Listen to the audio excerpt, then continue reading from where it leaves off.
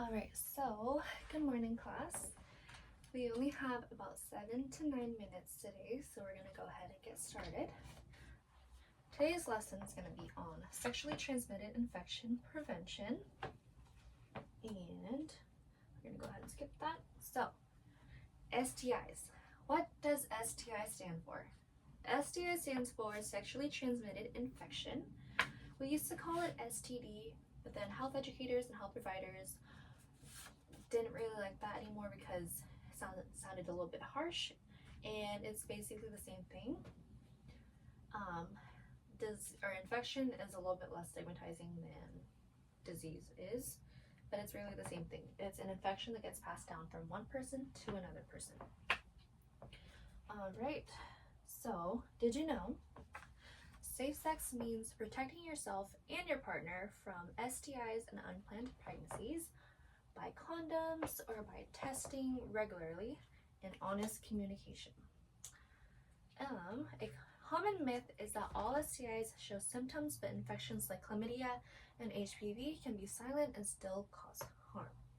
So there are some infections out there that does not show any symptoms, but can also still be affecting you and still cause your body harm without you knowing. Did you also know a common misconception is that all birth controls prevent STIs? That is not the case. The only way to reduce the risk by 100% is through abstinence. Condoms and dental dams can also reduce the risk, but it's not going to be 100%. Abstinence can also reduce the risk of pregnancy by 100% as well if you just abstain from sex altogether. Okay, moving on. So we're going to be taking a few minutes here, maybe about like 2 to 3 minutes, and we're going to reflect on what we know about STIs. So in your journals, you're going to be writing down your knowledge of STIs and how it has changed from the beginning of the class to now. And then you're also going to be writing down where you can get tested. If you have any knowledge on that, just write it down. And we're also going to be writing down any questions or thoughts that we may have throughout the class, throughout the lesson, and then we can also talk about it at the end of the class. When you guys are done, you're going to be discussing it with a partner or with your group until we regroup again. So we're going to take a few minutes to do that. Alright, and the reason why I am asking you these questions is for you to become aware of what you know and don't know about STIs. Having an understanding of how STIs occur and ways to prevent contracting them plays a vital role in being sexually healthy. This lesson can be uncomfortable, so be open-minded and respectful to the topic, as it can be useful in the future if you ever encounter an STI. By the end of this lesson, you will know at least 3 types of STIs, how they are contracted, and ways to prevent STIs. Alright, so what is an STI? An STI is an infection or condition that can be contracted from any kind of sexual activity. Alright, so contractable STIs, 30 plus different bacteria, viruses, and parasites transmitted through sexual encounter or contract, can be through vaginal, anal, or oral sex. Some transmitted from mother to child during pregnancy, childbirth, and breastfeeding. So there's a bunch of different ways. 4 most common curable STIs: syphilis, gonorrhea, chlamydia, and trichomoniasis. 4 most common incurable STIs. It's going to be hepatitis B, herpes simplex complex, HIV, and then human papillomavirus. Alright, so I'm going to go ahead and skim through this.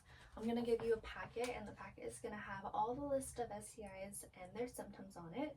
And then along with that packet, I'm also going to give you a packet that also has 3 different case studies on it, and so you and your group are going to be solving the case studies and making an informed guess on what type of STI the patient you think has. So I'm gonna go ahead and skim through this. So it's gonna be STIs. You guys will have this on your paper as well, so don't worry if you don't get through all of this. So there are 3 different types of STIs. There's gonna be a viral type, a parasitic type, and then a bacterial type. So these are some examples of viral, like genital warts, hepatitis, HIV, herpes, and HPV. Some parasitic ones are going to be pubic lice, trichomoniasis. Sorry, these are really big words here. And then bacterial infections are going to be bacterial vaginosis, chlamydia, gonorrhea, and then mycoplasma and syphilis. Alright, so these are some of the symptoms for the STI, and I'm just going to skip through some because you guys are going to be getting some packages, you're going to be getting a packet, and they're going to have a list of all the STIs on there. Okay, so there's like chlamydia, mycoplasma, pubic lice, and alright, so in this activity, here is that packet for you. Okay, so before we begin our activity, I'm going to quickly show you the types of STIs, and I just did, and so I'm going to give you each table a packet, and it's going to have 3 case studies to solve, and then you're going to determine what type of STI the patient has. Is it bacterial, is it viral, or is it parasitic?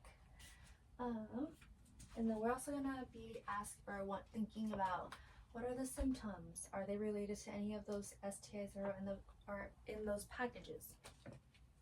And then we're going to make an informed diagnosis on a specific STI that the patient may have had. So in your group, you're going to be discussing this with a group. It's going to be a team effort, and you guys are going to go through each case study, and each table has 3 different case studies each. So at the end of this class, we're going to be discussing it and going through the answers of what STI is in that case study. And so I'm going to be giving you guys about 10 to 15 minutes for you to go through each case study, because you're going to take time to discuss it and talking it out with your group to determine which one it is. And so I'm going to go ahead and give you guys the 10 to 15 minutes, and then we'll go ahead and regroup.